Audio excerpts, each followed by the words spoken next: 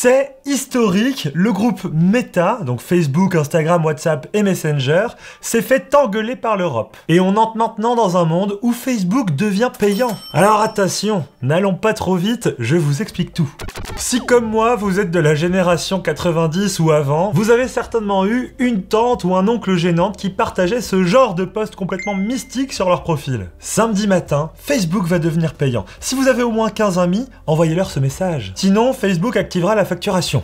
Attention! Bon, et même si ça n'empêchait pas les plus zinzins de nos proches d'y croire, on était quand même une grande majorité à se référer à la page d'accueil de Facebook qui spécifiait fièrement « c'est gratuit et ça le restera toujours ». Et ben si vous le saviez pas, cette petite phrase a changé le 10 août 2019 en toute discrétion. Meta a changé son slogan en « c'est rapide et facile ».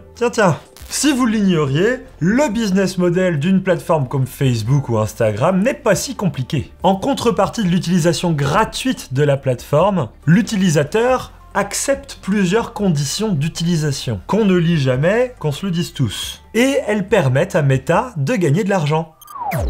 Imaginez Facebook et Instagram comme un grand centre commercial. Ah, qu'il y fait bon de se balader, de flâner de vitrine en vitrine. Bon, avant de rentrer dans le centre commercial, on vous a quand même fait signer un petit papier. Et sans que vous vous en rendiez compte, grâce à cette signature, le centre commercial a pu installer des micros et des caméras tout au long de votre parcours. Dans cet univers fictif, le moindre de vos mouvements, de vos regards admiratifs, ou même des conversations avec vos amis sur des envies de shopping, sont recensés dans une base de données. Eh bien, c'est le cœur du business model de ces plateformes. Ils collectent méticuleusement plein de données pour dresser un portrait robot, hyper détaillé de vos préférences, et proposent ensuite aux commerçants de payer pour y avoir accès. Ainsi, tous les marchands savent ce que vous aimez, ce que vous désirez, ou même ce que vous rêvez d'acheter. Ils vous abordent alors avec des offres faites sur mesure, presque irrésistibles, parce qu'elles sont spécialement concoctées pour vous. Alors passez cette métaphore sur le centre commercial,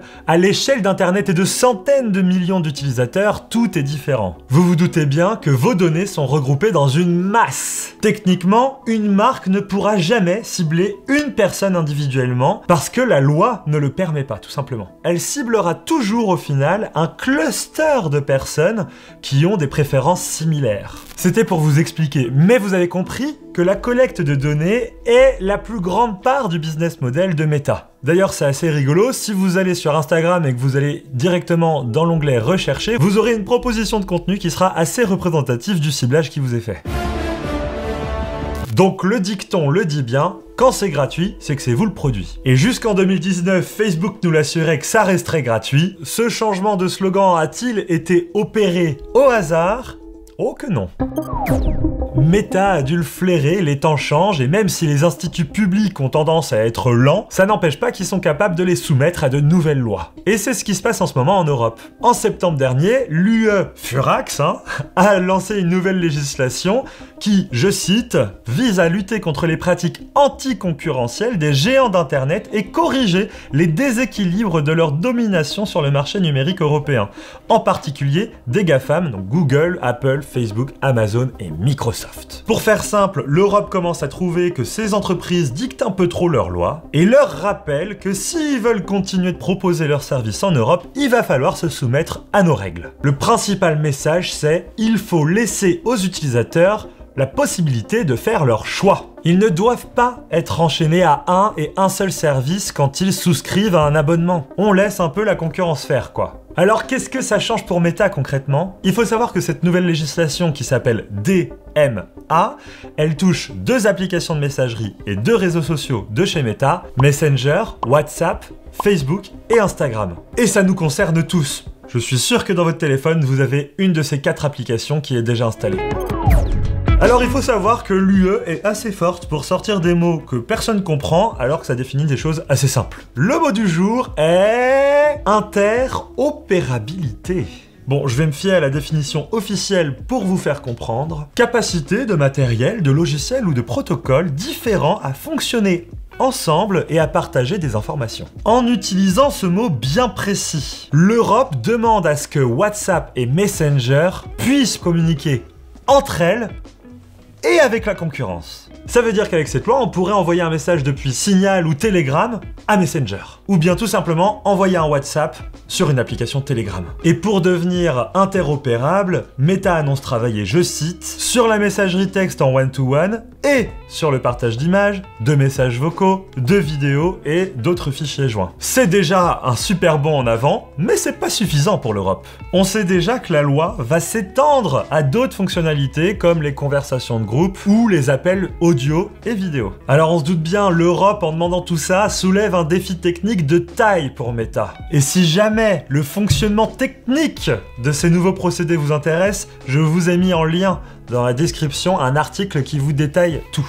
Mais ce qui est certain, c'est que tout cela existera d'ici septembre 2024, car l'Europe a donné un délai de 6 mois à Meta pour pouvoir entrer dans le droit chemin. En vrai, je sais pas ce que vous en pensez, mais moi je trouve que c'est une très bonne idée. Forcer des méga entreprises à décloisonner leurs applications, ça va permettre de regrouper pas mal de conversations sur une seule application, votre préférée, parce que là aujourd'hui on s'en sortait pas quoi. J'avais Signal pour ma famille, WhatsApp pour un groupe de potes, Messenger pour les vieux potes, bref ça simplifiera tout. Et c'est pas parfait, par exemple iMessage qu'on retrouve sur les iPhones ne sera pas forcément concerné puisque c'est pas une application qu'on peut télécharger. Ça ne m'étonnerait pas que l'Europe mette son nez sur le iMessage d'Apple parce que c'est vrai qu'il n'y a pas de raison qu'on puisse pas envoyer de iMessage sur Messenger si on peut le faire avec Signal, Telegram, etc. Mais pour ça, faudrait qu'Apple soit un peu de bonne volonté et là, jusqu'aujourd'hui, ils ont pas vraiment montré qu'ils avaient envie d'aller dans le sens de l'Europe.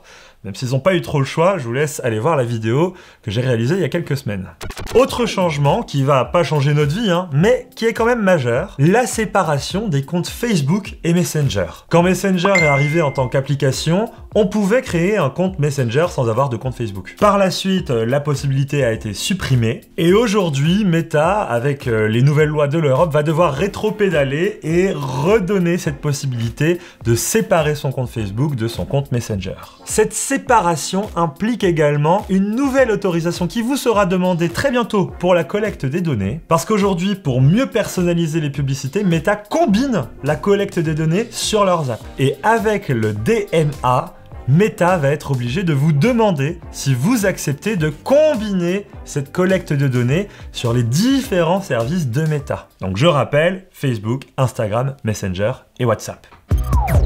Oh là là, on aborde ici le sujet le plus sensible, comme je vous l'expliquais en début de vidéo, le cœur du business model de Meta. D'ailleurs, en découvrant cette nouvelle législation, Meta était sans dessus dessous. Sa publicité rapporte, et surtout quand elle est personnalisée. La force de Meta, c'est qu'elle est quasiment monopolistique. Même si on pouvait penser qu'un réseau social comme Facebook était dépassé, il reste encore celui qui est largement le plus utilisé dans le monde. À côté, TikTok n'atteint qu'à peine la moitié de son nombre d'utilisateurs. Le seul qui rivalise vraiment, et c'est pas vraiment la même catégorie, c'est YouTube. Bref, en croisant les données d'Instagram, de Facebook, de Messenger et de WhatsApp, la puissance du ciblage publicitaire sur un individu de Meta était extrêmement forte. Et d'ailleurs, Meta le dit, il communique dessus en disant « Un annonceur qui dépense 1 € de publicité chez nous, en Europe, a en moyenne un retour sur investissement de 3,37 € de revenus. Ça représenterait 84 milliards d'euros de revenus pour les annonceurs chaque année. Pourtant, avec l'arrivée du DMA, Meta est obligé de lâcher un peu de lest. Depuis mars 2024, il n'est plus légal de croiser les collectes de données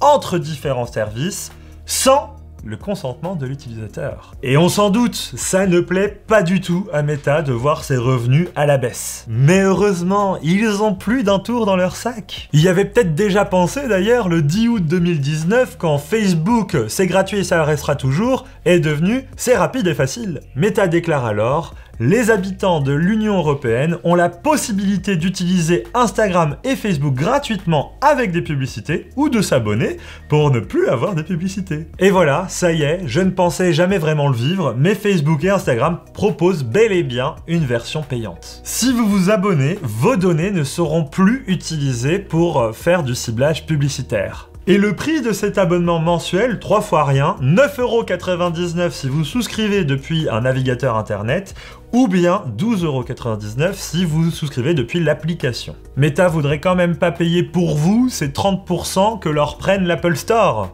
12,99 € du coup. Petite majoration. Et si 10 € par mois pour ne pas consentir à ne plus avoir de publicité et ne pas avoir de traçage peuvent paraître un tarif abusif, Meta est dans son droit. Et pour ça, l'entreprise s'appuie sur la jurisprudence de la Cour de justice de l'Union européenne. C'est la plus haute juridiction du vieux continent. Et cette juridiction reconnaît que de ne pas payer un abonnement est un consentement des utilisateurs au traitement de leurs données personnelles à des fins publicitaires. Je ne sais pas vous, mais ayant vu l'évolution de YouTube gratuit depuis que YouTube Premium existe, je le sens gros comme une patate. Ce système d'abonnement, pour le moment bien discret, va rendre la version gratuite de Facebook et d'Instagram de plus en plus envahie de publicité. En tout cas, je pense que c'est ce vers quoi on va tendre. On a vu YouTube Premium.